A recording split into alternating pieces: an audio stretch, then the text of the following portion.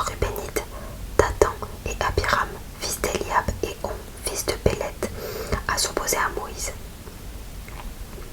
Ils étaient appuyés par 250 autres Israélites, des chefs de la communauté et des notables participants aux assemblées. Ils s'attroupèrent autour de Moïse et Aaron et leur déclarèrent: « Vraiment, vous exagérez. Tous les membres de la communauté d'Israël appartiennent au Seigneur, et le Seigneur est au milieu de nous tous. Pourquoi donc vous croyez-vous supérieurs au reste du peuple du Seigneur ?» Lorsque Moïse entendit ces reproches, il se jeta le visage contre terre, puis il dit à Coré et à ses partisans: « Demain matin, le Seigneur fera connaître celui qui lui appartient et qui a été consacré pour l'approcher. Il laissera venir auprès de lui celui qu'il a choisi. Vous donc, Coré et les partisans, faites ceci, prenez des cassolettes, demain vous y mettrez des braises et vous répandrez du parfum par-dessus.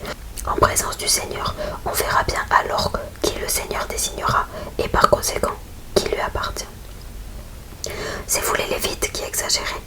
Puis Moïse dit encore à Coré: « Écoutez donc, vous les Lévites, cela ne vous suffit-il pas que le Seigneur, Dieu d'Israël, vous ait choisi parmi les autres Israélites pour vous permettre de l'approcher, pour vous occuper de sa demeure sacrée et vous célébrer le culte au nom de la communauté d'Israël?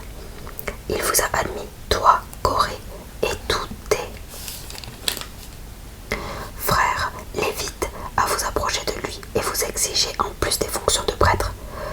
De cette manière, toi et tes partisans, vous vous révoltez contre le Seigneur, car au fond, ce n'est pas contre Aaron que vous protestez. » Ensuite Moïse envoya quelqu'un appelé Dathan et Abiram, les fils d'Eliab, mais ils lui firent répondre: « Nous ne voulons pas venir. Tu nous as déjà fait quitter un pays qui regorgeait de lait et de miel pour nous emmener mourir dans le désert. Pourtant, cela ne te suffit pas. Tu voudrais encore t'imposer comme notre chef. Non, vraiment, tu ne nous as pas conduits dans un pays qui regorge de lait et de miel. Tu ne nous as pas donné en partage des champs et des vignes. Imagines-tu avoir affaire à des aveugles? Nous refusons de venir. » Moïse fut très irrité de cette réponse et dit au Seigneur: « N'accepte pas leur offrande. Je ne leur ai jamais rien pris, même pas un âne. Je n'ai jamais fait du tort à aucun d'eux. » Le châtiment de Coré et de ses partisans. Moïse dit à Coré: « Toi et tes partisans, venez demain vous présenter devant le Seigneur. Aaron aussi sera là. Chacun de tes 250 partisans prendra sa cassolette, y mettra du parfum et la portera devant le Seigneur. Aaron et toi, vous agirez de même. » Coré et ses partisans obéirent. Chacun prit sa cassolette, y mit des braises, répandit du parfum par-dessus et vint se placer à l'entrée de la tente de la rencontre. Moïse et Aaron s'y présentèrent aussi, et Coré réunit en face d'eux toute la communauté d'Israël près de l'entrée de la tente. Alors la glorieuse présence du Seigneur se manifesta à toute la communauté, et le Seigneur dit à Moïse et à Aaron: « Écartez-vous de ces gens, car je vais les détruire en un instant. » Moïse et Aaron se jetèrent le visage contre terre et s'écrièrent: « Ô Dieu, toi qui as donné la vie à toutes les créatures, vas-tu te mettre en colère contre toute la communauté alors qu'un seul homme a péché ?» Le Seigneur répondit à Moïse: « Ordonne au peuple de s'éloigner de l'endroit où habitent Coré, Dathan et Abiram. » Moïse se releva et s'avança vers Dathan et Abiram, suivi des anciens d'Israël. Il dit au peuple: « Écartez-vous des tentes et des prêcheurs, ne touchez rien de ce qui leur appartient, car vous mourriez, vous aussi, à cause de tous leurs péchés. » Le peuple s'éloigna alors de l'endroit où habitaient Coré, Dathan et Abiram. Dathan et Abiram étaient sortis de leur tente et se tenaient devant elles, en compagnie de leurs femmes, de leurs enfants et des autres membres de leur famille. Moïse déclara: « Vous allez avoir la preuve que c'est bien le Seigneur qui m'a envoyé pour accomplir tout cela, que je n'agis pas de ma propre autorité. Si ces gens meurent de mort naturelle, atteints par le sort commun à tous, alors le Seigneur ne m'a pas envoyé. Mais si le Seigneur réalise un acte extraordinaire, si la terre s'ouvre pour les engloutir, eux et tout ce qui leur appartient, s'ils descendent vivants dans le monde des morts, vous aurez la preuve qu'ils se sont moqués du Seigneur. » À peine Moïse avait-il fini de parler que le sol se fendit sous les pieds de Dathan et d'Abiram. La terre s'ouvrit et les engloutit avec leur famille, de même que les partisans de Coré et tous leurs biens. Les hommes descendirent vivants dans le monde des morts avec tout ce qui leur appartenait. La terre les recouvrit et ils disparurent au milieu de l'assemblée d'Israël. Tous les Israélites qui se trouvaient à proximité d'eux s'enfuirent lorsqu'ils entendirent leurs cris, car ils craignaient que la terre ne les engloutisse eux aussi. Une flamme envoyée par le Seigneur jaillit alors. Elle brûla vif les 250 hommes qui présentaient leur parfum. Les cassolettes des partisans de Coré.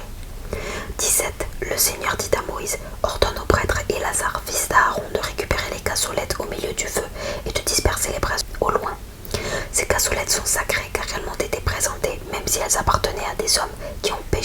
sont morts.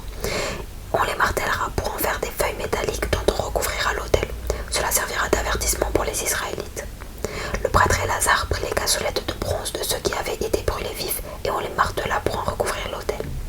Le revêtement rappelait aux Israélites que personne d'autre que les descendants d'Aaron n'a le droit de brûler du parfum devant le Seigneur. Quiconque le ferait s'exposerait au même sort que Corée et ses partisans, comme le Seigneur en avait prévenu Aaron par l'intermédiaire de Moïse. Le peuple proteste contre Moïse et Aaron. Le lendemain, toute la communauté d'Israël se mit à protester contre Moïse et Aaron. Ils disaient « Vous avez fait mourir le peuple du Seigneur !»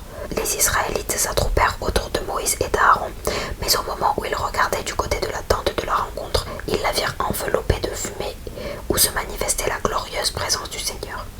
Moïse et Aaron se rendirent devant la tente et le Seigneur dit à Moïse « Éloignez-vous de ces gens, je vais les exterminer en un instant. » Moïse et Aaron se jetèrent le visage contre terre, puis Moïse donna cet ordre à Aaron. « Prends ta cassolette, mets-y les braises provenant de l'autel et répands du parfum par-dessus.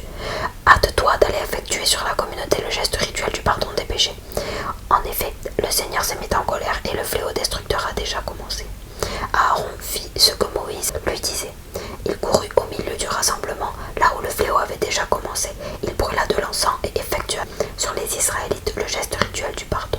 Il se plaça entre ceux qui étaient déjà morts et ceux qui étaient encore vivants. Alors le fléau prit fin. Le nombre des victimes fut de 14 700, sans compter les partisans de Corée qui étaient morts auparavant. Aaron rejoignit Moïse à l'entrée de la tente dès que le fléau eut pris fin. Le bâton d'Aaron.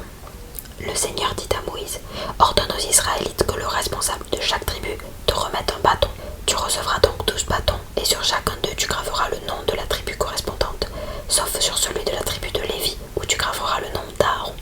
Il y aura ainsi un bâton par chef de tribu. Tu déposeras ces bâtons dans la tente de la rencontre, devant le coffre sacré contenant le document de l'Alliance, là où je me manifeste à vous. Et voici ce qui se passera. Le bâton de celui que j'ai choisi produira des bourgeons. Ainsi, je mettrai fin aux protestations dont vous êtes l'objet de la part des Israélites et qui m'atteignent aussi. » Moïse transmit ses ordres aux Israélites. Alors les responsables des tribus lui mirent chacun un bâton, un par tribu, et en reçut 12 en tout, y compris celui d'Aaron. Moïse les déposa devant le coffre sacré du Seigneur dans la tente. Le lendemain, lorsqu'il se rendit dans la tente, il constata que le bâton d'Aaron de la tribu de Lévi avait produit non seulement des bourgeons mais aussi des fleurs et même des amandes mûres. Moïse prit tous les bâtons dans la tente et alla les montrer aux Israélites. Tout le monde put les voir et chacun des responsables reprit le sien. Le Seigneur dit encore à Moïse « Rapporte le bâton d'Aaron devant le coffre sacré. On le conservera là pour rappeler aux Israélites qu'ils ont un peuple récalcitrant. De cette manière tu mettras fin aux protestations dont je suis l'objet de leur part et ils ne s'exposeront plus à la mort. » Moïse exécuta scrupuleusement l'ordre du Seigneur. Le rôle des prêtres et des Lévites. Les Israéliens dirent à Moïse « Ne vois-tu pas que nous allons mourir, que nous courons tous à notre perte? Quiconque s'approche de la demeure du Seigneur est frappé par la mort. Est-ce que nous allons tous, sans exception, finir de cette manière ?»